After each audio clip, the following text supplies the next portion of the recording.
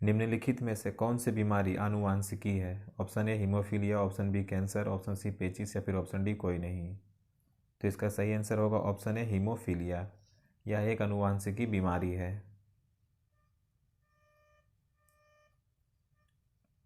आनुवांशिकता के जनक किन्हें कहा जाता है? Option A Lamarck, option B Darwin, option C Mendel या फिर ऑप्शन डी खुराना।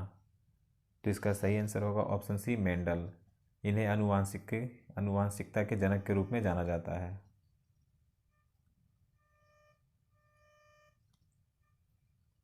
आनुवांशिकी इकाई है। Option A chromosome, option B ribosome, option C gene या फिर ऑप्शन डी लाइसोसोम। तो इसका सही आंसर है ऑप्शन सी जीन। आनुवांशिकी जीन की इकाई है।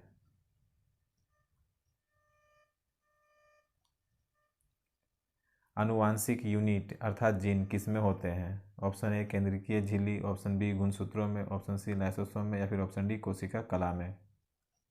तो इसका सही आंसर है ऑप्शन बी गुणसूत्रों में।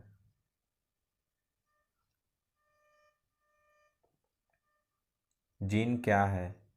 ऑप्शन ए यह यकृत का एक भाग है, ऑप्शन बी आरएनए का एक भाग है, ऑप्शन सी क्रोमोसोम का एक भाग है यूएसपी, या फिर ऑप्शन डी डीएनए का एक भाग। तो इसका सही आंसर है ऑप्शन डी डीएनए का एक भाग। जीन डीएनए का एक भाग है।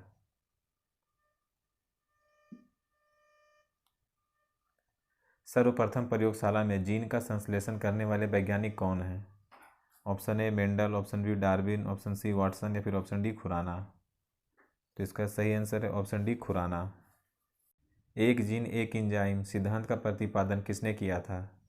ऑप्शन ए वाटसन व क्रिक ने, ऑप्शन बी हरगोविंद सिंह खुराना ने, ऑप्शन सी बीडल व टैटम ने या फिर ऑप्शन डी मार्गन ने। तो इसका सही आंसर है ऑप्शन सी बीडल व टैटम ने। इन्होंने एक जीन एक एंजाइम सिद्धांत का प्रतिपादन किया था।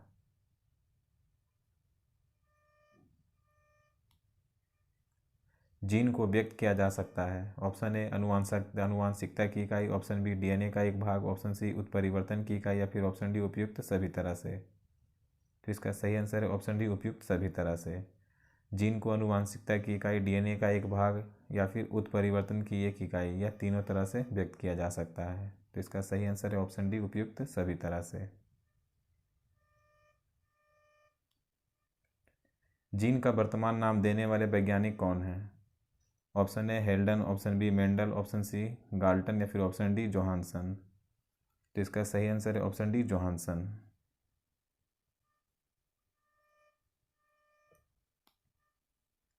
कोशिका में पाए जाने वाला आनुवांशिक पदार्थ क्या है? Option A DNA, option B RNA, option C protein, option D carbohydrate. तो इसका सही आंसर है ऑप्शन ए डीएनए। कोशिका में पाए जाने वाला आनुवांशिक पदार्थ डीएनए है।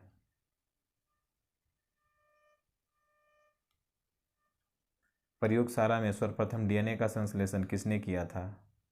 ऑप्शन ए मिलर ने, ऑप्शन बी खुराना ने, ऑप्शन सी डी ब्रिज ने या फिर ऑप्शन डी केल्विन ने। तो इसका सही आंसर है ऑप्शन बी खुराना ने। प्रयोगशाला में सर्वप्रथम डीएनए का संश्लेषण खुराना ने किया था।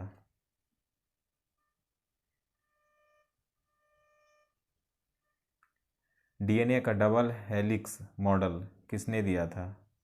Option A Dalton, option B Salk, option C Watson व क्रिक या फिर ऑप्शन डी लीवेनहॉक। तो इसका सही आंसर है ऑप्शन सी वाटसन व क्रिक ने।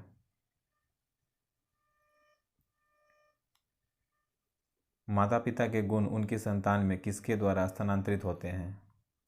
ऑप्शन ए रक्त के द्वारा, ऑप्शन बी हार्मोन के द्वारा, ऑप्शन सी गुणसूत्र के द्वारा या फिर ऑप्शन डी इनमें से कोई नहीं। तो इसका सही आंसर है ऑप्शन सी गुणसूत्र के द्वारा। माता पिता के गुण उनके संतानों में गुणसूत्र के द्वारा स्थानांतरित होते हैं।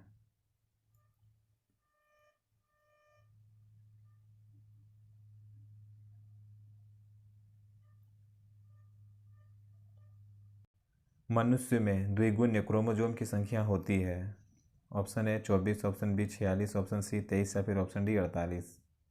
तो इसका सही आंसर है ऑप्शन सी 23। मनुष्य में द्विगुणित क्रोमोजोम की संख्या 23 होती है। पुरुष में पुरुषत्व के लिए कौन सा गुणसूत्र संयोजन उत्तरदायी है?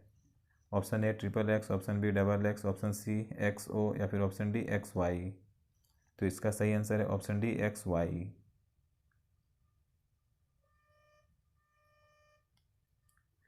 एक सामान्य मानव शरीर कोशिका में गुणसूत्रों की संख्या कितनी होती है?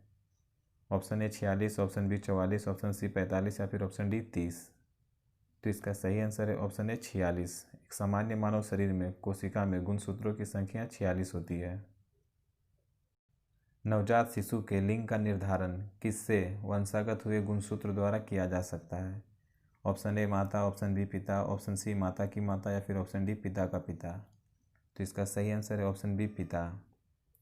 पिता के वंशागत हुए गुणसूत्र द्वारा निर्धारित किया जा सकता है।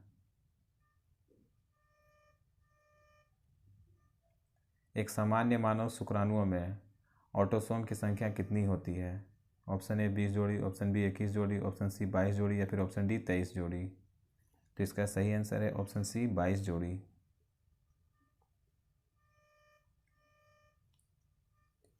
जीनेटिक्स निम्नलिखित में से किसका अध्ययन है? ऑप्शन ए मेंडल का नियम, ऑप्शन बी आनुवंशिकता और विचरण, ऑप्शन सी डीएनए संरचना या फिर ऑप्शन डी जैव विकास।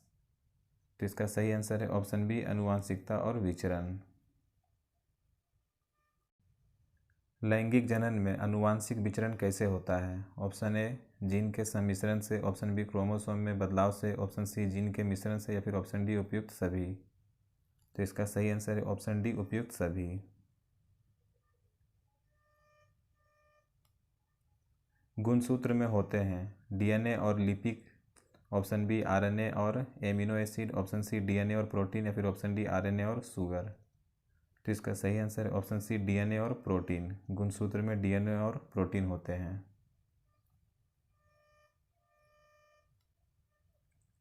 शिशु का पितृत्व स्थापित करने के लिए निम्नलिखित में से किस एक तकनीक का प्रयोग किया जाता है? ऑप्शन ए प्रोटीन संश्लेषण, ऑप्शन बी गुणसूत्र गणन, ऑप्शन सी डीएनए फिंगरप्रिंटिंग या फिर ऑप्शन डी डीएनए का मात्रात्मक विश्लेषण। तो इसका सही आंसर है ऑप्शन सी डीएनए फिंगरप्रिंटिंग।